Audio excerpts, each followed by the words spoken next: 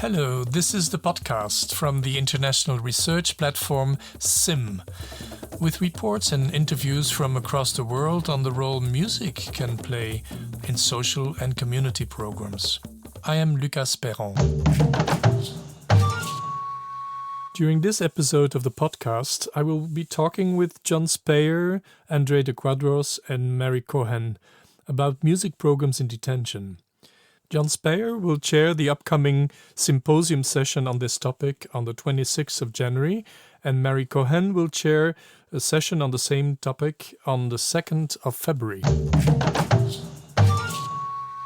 John Speyer is Director of Music in Detention, which is soon to be renamed Hear Me Out, right, John? It is indeed, yeah. Yes. And we launched the new name and a new website, as it happens, the day before the seminar which I'm chairing. What are the elements that you think are important to be looked at in research, and that you hope you can discuss with the people from Belgium, the UK, and Ireland, who will be presenting their research during the session next week? But two things strike me looking at the abstracts for those three presentations. So those kind of, in some ways, sometimes subtle differences. Like, someone isn't in detention, you have to be there. You're not allowed out. In an asylum seeker accommodation, you may be allowed out officially, but there may be so many barriers to doing that it doesn't actually make much difference to how it feels to be in a place like that. So psychologically, the psychological kind of perspective on the experience of being in one of these places may not be the same as a sort of official definition. So those kinds of things, it might be interesting to tease those out. The other thing that struck me was the question of efficacy, which I think is an important one for SIMM. I mean, there's a commitment, as I see it in SIMM, to really inquire fully into and in depth into what effects a project might have or might not have, and not to be satisfied with sort of assertions of impact, but to really, develop a strong evidence base. And that means sometimes finding things that don't work that well. We've always worked in immigration detention centres in the UK, which are full-on detention centres, very prison-like in lots of ways, although unlike prisons in others, but they're not asylum seeker accommodation, they're detention centres. However, one of the things that's happened in 2020, aside from the coronavirus, is there's been a huge amount of turbulence in that system, really around the government's quite draconian response to the arrival of migrants in small boats across the English Channel. And there's a lot of improvised, what they're calling contingency accommodation, being set up in army barracks and other places. And we're thinking carefully about possibly working in these places. Now, they're not defined as detention, but for us, I think we see them as akin to detention. I think if we can find a way to work in them, we will. But there's also the question of efficacy. There's a question of someone has just arrived in possibly quite a traumatized state, and they have all sorts of needs, but is music top of the list? Is music something that they are able to engage with, or is their situation just too difficult to be able to sort of relax enough? Are there more urgent needs?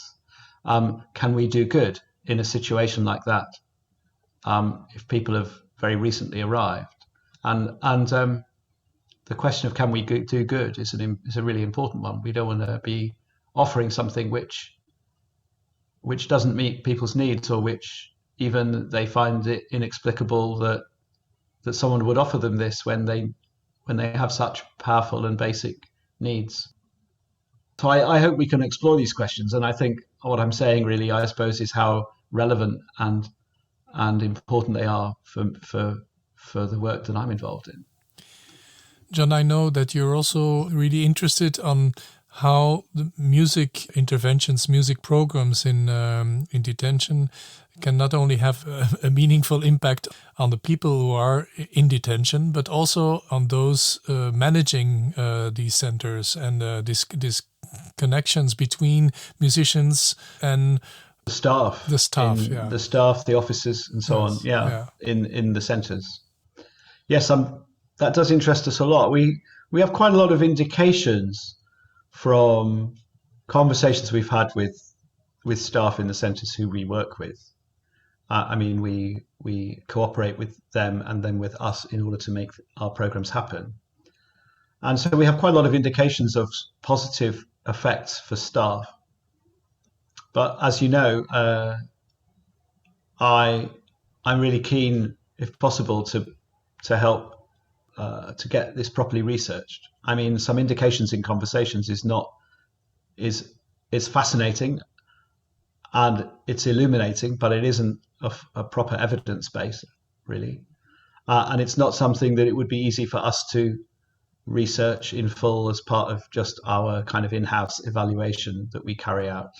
It really needs an external research project, I think, perhaps across a series of institutions. So yeah, I think providing music activities in a prison or in our case an immigration detention centre can be good for the people held in these places, but also good for the people working in those places. And indeed, you need both those things to be the case, because after all, they have to coexist in this institution. And if something is good for the staff, it will be, if something helps staff to do their job better, to relax, to see people in a more humanized way, then that's going to tend to improve outcomes for the people who are detainees or prisoners. So that's a pretty good bet for us as practitioners, that we can see that relationship. But we don't know a great deal about it, not in depth.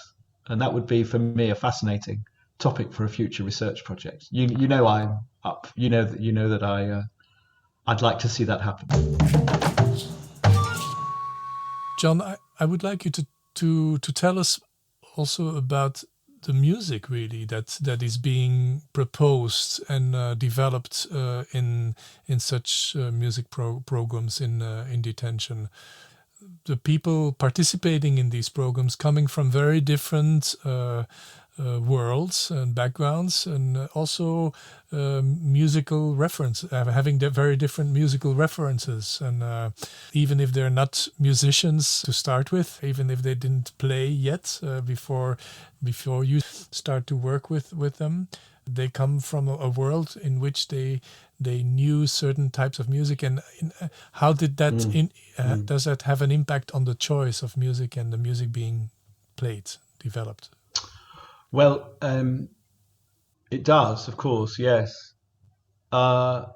We take a very participatory approach to this work. So we don't go in with much of a scheme, not in terms of the genre or the content.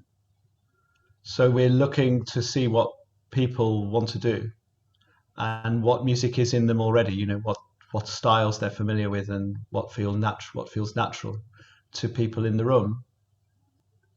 There are lots of genres that come out. We have a little diagram somewhere of a sort of infographic of all of the genres of the music we've recorded, and it's really, really broad. But and one of the genres that does come up a fair bit is I don't know what we would call it exactly, but when someone says, "Oh, I'm going to sing a song from my country," and it might be a traditional kind of folk kind of idiom, or it might be like a pop thing or whatever.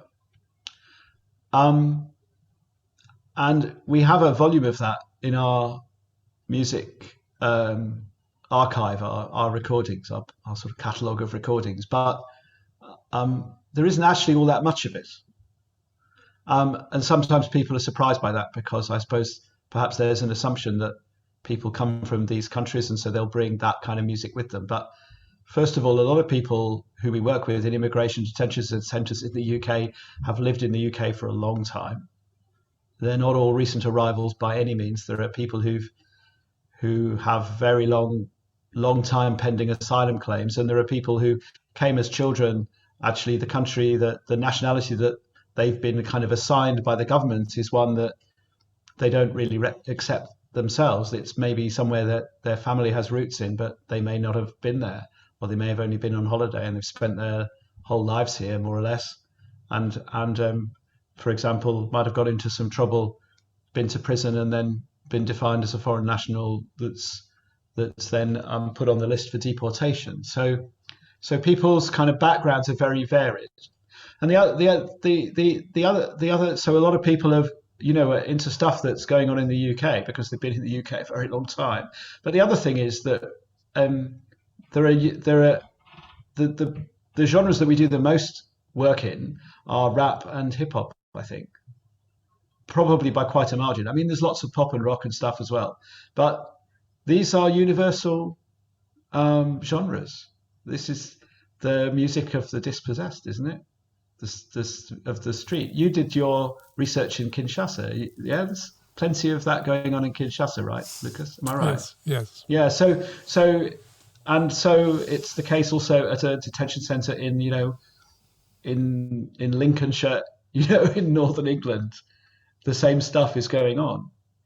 Now, having said that, someone depending which part of the world someone's from, there may be different inflections, different rhythmic patterns, different, there can be, and some of the fascinating stuff musically. I mean, it's very exciting. It's one of the sort of, part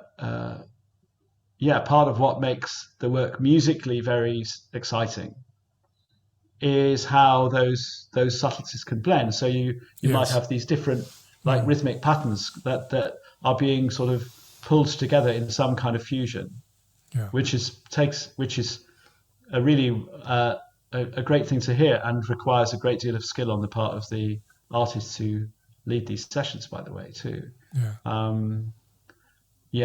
But there's less of that what people used to call world music, which is a problematic term, of course.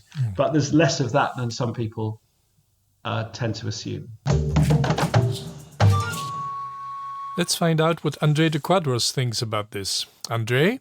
I can give you an example of that stretches different modalities. So we use, I developed an approach that I use in prisons, but I also use it in Common Ground Voices Jerusalem between Palestinians and Israelis, but also in Common Ground Voices La Frontera, which is a project on forced migration that I collaborate with my colleague Emily Amrine from the University of San Diego. What it is we don't go in there with repertoire, because to go in there with repertoire predisposes the participants as kind of negative spaces or as blank spaces. So we take, for example, really working, we have more kinship with some, if you think about the Theatre of the Oppressed by Augusto Boal, El Teatro del Oprimido. So, in other words, we go in there to create spaces for people to tell their stories in musical and art modalities that make sense for them. And so the act of composing, I would think of composing as being more about creating rather than composing, because there's so much that one can do. But we start with a simple idea and it becomes much larger than that. It becomes a creative source with one seed, with one idea, one germ, one fragment. I mean, for example, we did an entire 14-week project in this prison with came from the Baroque aria of Dido and Aeneas, which is "Remember me, but forget my fate." It's the last aria from. We didn't teach them the opera, and we didn't even really teach them the aria that much, but it was the text. If you are in prison, what does it mean to say, remember me, but forget my fate? And they created works of poetry and artwork and songs based on that. When we worked with transgender refugees in the US-Mexico border, one of the provocations we took was Somewhere Over the Rainbow, which was, if happy little bluebirds fly beyond the rainbow, why, oh, why can't I? So in other words, if they can do it, why can't I do it? If they have certain rights and privileges, why can't I? If the border is open for them, why isn't the border open for me? So the idea then is we start for these in a way that we create provocations and prompts and ideas and questions that lead to creative works.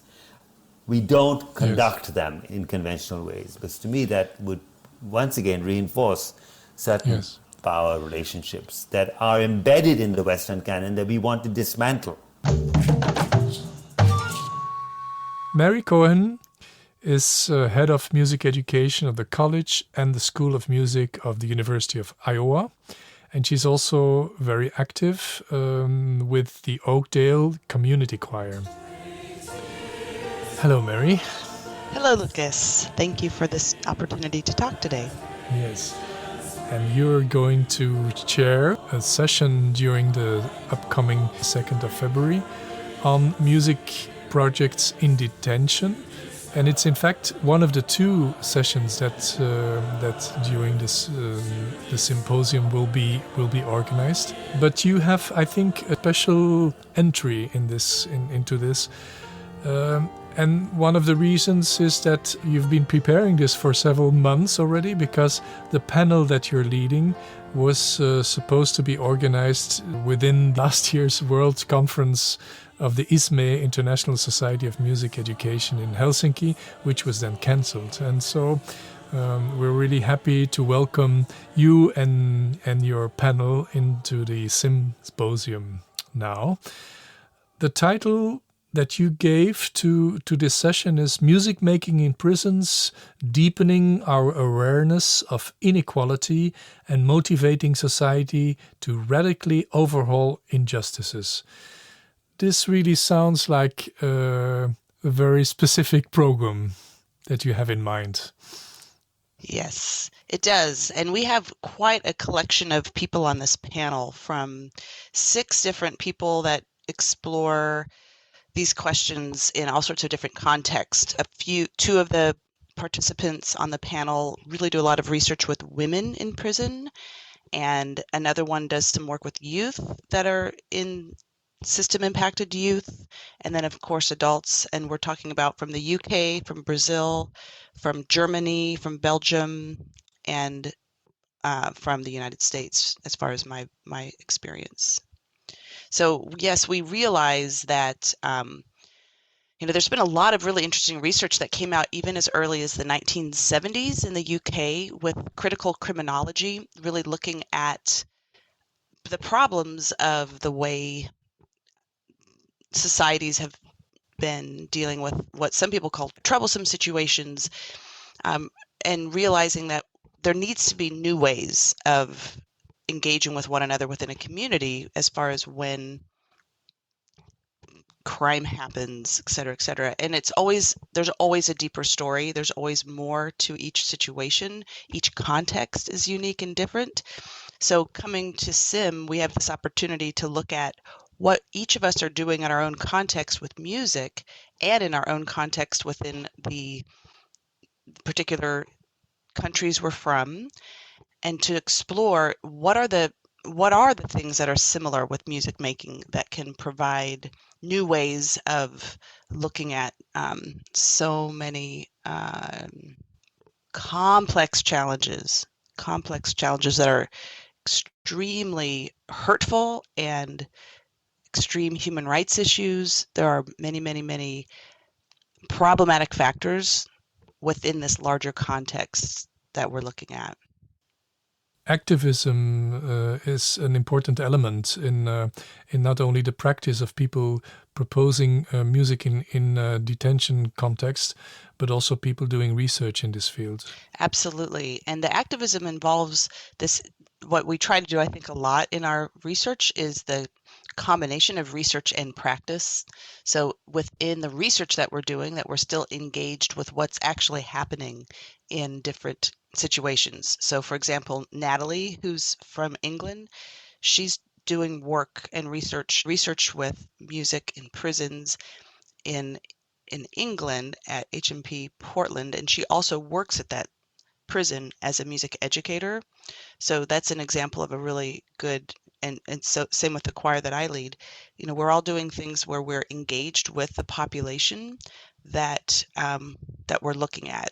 to some extent, some level of ethnographic research is just, I kind of think, a core part of including some sense of activism in what we're doing, because we need to be really aware of the situation and how that impacts society, how it impacts the people that are directly affected and indirectly affected by the injustices.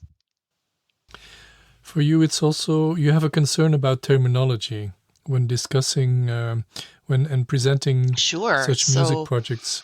When we are talking about a lot of this activism research and what's been happening with research regarding the injustices of the prison system is this work toward abolition and abolishing the harmful practices of prison systems, the prison industrial complex.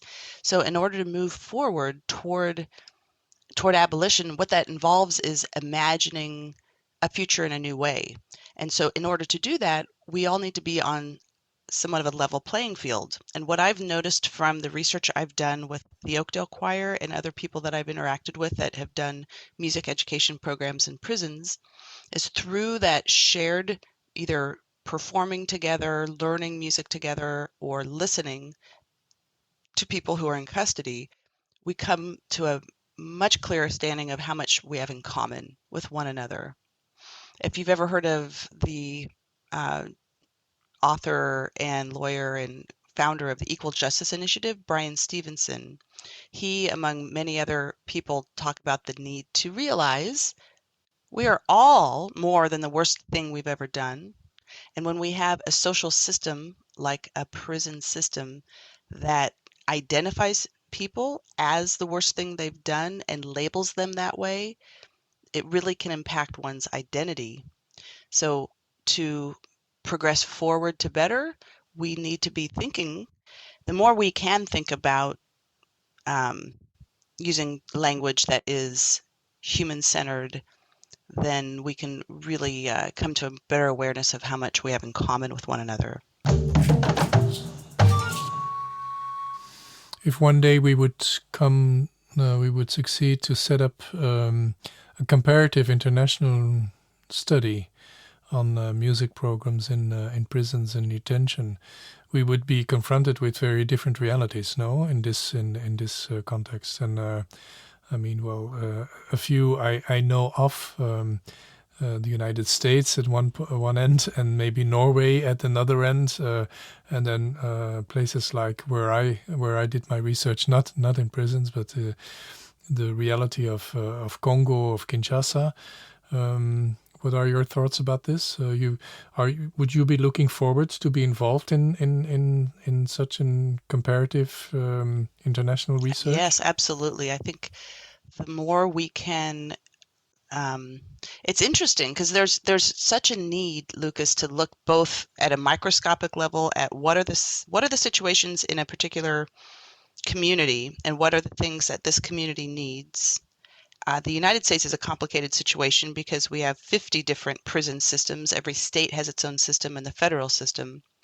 And then, as you just mentioned, different countries have different histories.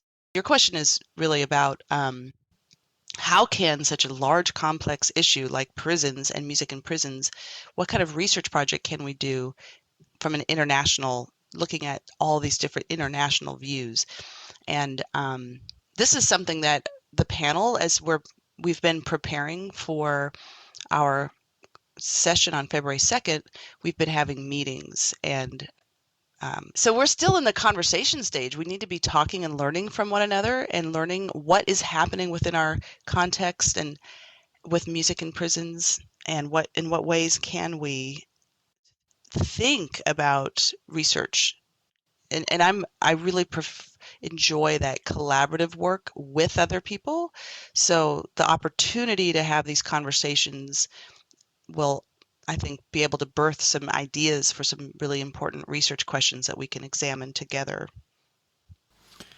Yes, because in your panel you have people from quite different realities also, between Brazil and England, Scotland, Germany, Belgium. I imagine that a number of questions and realities and methodologies of how to work and what contexts people are confronted with when presenting music projects in prisons can be very different from these within these few countries, no? Absolutely. And I've been in contact with people from Australia and Norway. I mean, there are a lot of other people and other people from the United States that are interested in researching this further as well. So I think, and in addition to our research, there's actually an international network that Baz Dreisinger has founded. She's written a book called Incarceration Nations, and she's traveled to 9 different countries in her book and wrote about them in her book. And then another colleague at the University of Michigan traveled to, I think, 10 countries and just published a book about prison theater. Ashley Lucas is her name. And we have the ability to not only network among musicians that are doing this work across the globe, but we can also lean into other disciplines, people that have similar overarching goals of abolishing the harmful practices that have been part of human society for hundreds and hundreds of years. So I think that not only is there the opportunity to think about these research questions within musicians, but also among other people that have been having these international collaborations. Well, I hope that even though this year's symposium is online, it will still allow for people to meet and to come together around these questions in the nearby future. We've just been trying hard to think about what we can do differently in this community. So what I've been able to do, though, is spend a lot of focus and energy on this book that I've been developing with my co-author, Stuart Paul Duncan. And the current working title is Freeing Silenced Voices, Music Making in U.S. Prisons to Face and Replace Prisons. There's a lot of potential with this project and research. The research that's been happening with abolition.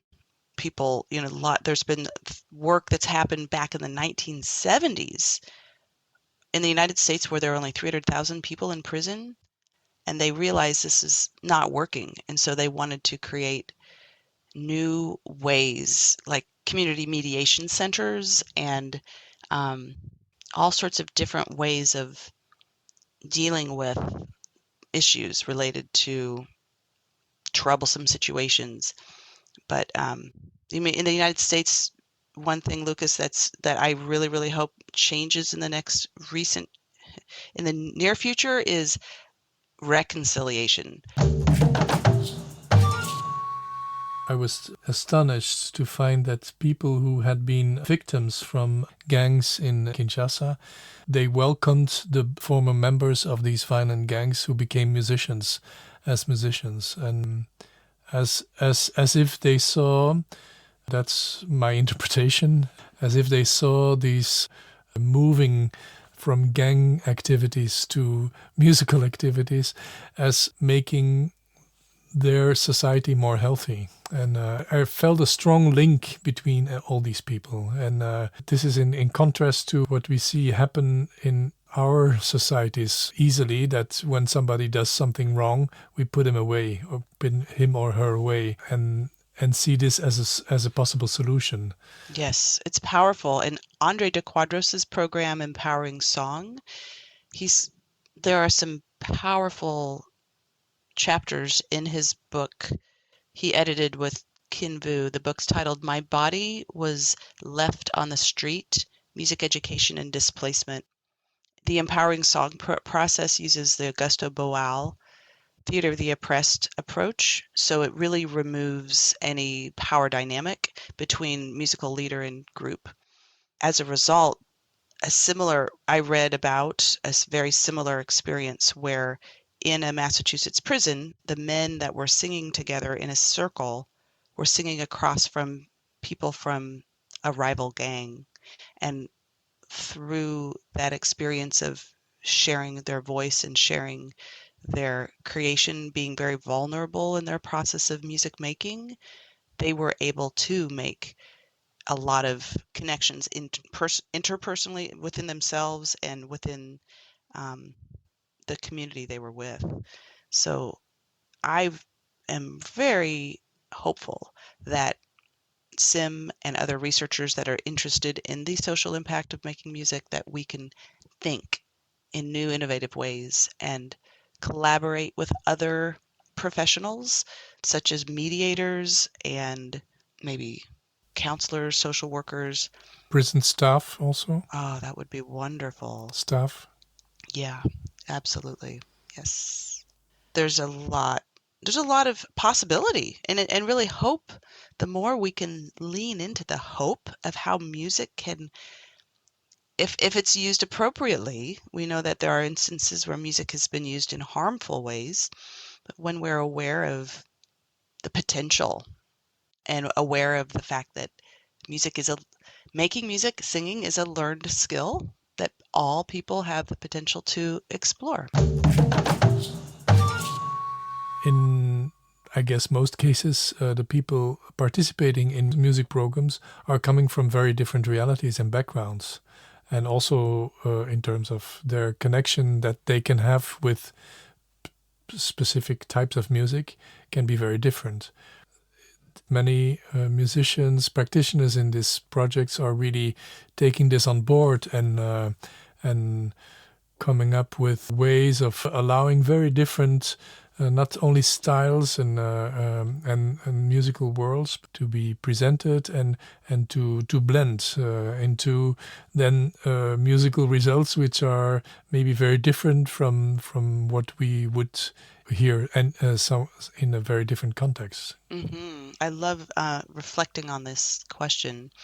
The framework I come from, Lucas, is Christopher Small's concept of musicking, where he defines music as a verb and says that the most important aspects of musicking are the relationships created both among sounds and among people. And in that process of musicking, we have the opportunity to explore, affirm, and celebrate our sense of ideal relationships. So an important part, I think, that helps us as we think about this question of music making with a group of people is whose ideal relationships are the ones being celebrated and why, and to what extent are we able to provide a sense of agency for the music makers, that they can celebrate the type of music that's meaningful to them, and that they can create a gracious space to understand and celebrate and affirm someone else's ideal sense of ideal music making. One of the things that Christopher Small said was, this is a quote from him. He said, "People do terrible things to one another when they try to impose their version of the pattern which connects as the right one." So he's referring to Gregory Bateson's idea of the pattern which connects, that sense of how we have all sorts of different components that connect us to one another. And it's from his book, Mind and Nature, A Necessary Unity. So there's, again, lots of hope, but there's also a need to be critical and aware of the music making we're doing and how any individual might interpret a particular musical experience, and how, so there's that constant need to be checking in with the participants in a music making experience to find out, to assess, to evaluate what is the quality for them and how can it improve. Thank you so much, Mary. Today's episode of the SIMM-podcast first welcomed John Speyer, who will be chairing the symposium session on the 26th of January on music programs in detention. I also interviewed Mary Cohen, who will chair at the symposium a session on the same topic, but the one on the 2nd of February. Conductor Andre de Quadros' work in prisons was also discussed during this episode. You will be able to find out more about the work of John Speyer, Mary Cohen, and Andre de Quadros by clicking on the links to their names in the short text presenting this episode online. In December this year, the research platform SIMM is organizing a 4-day seminar for a small group of up to 20 scholars developing research on music programs in detention. This seminar will be organized with SIPEM in Porto. SIMM is the initiative of scholars and practitioners from 7 different countries and 4 different continents who felt the growing need to find ways to bring together people interested in developing research on the possible role music can play in social and community music programs. If you want to find out more about what SIMM is working on, you can go to our website, which is SIMM-platform.eu. And during the podcast's episodes, you will surely find out much more. Sound engineer and co-editor of this episode of the SIMM-podcast is musician Mariusz Radwanski. Please visit our website at SIMM-platform.eu.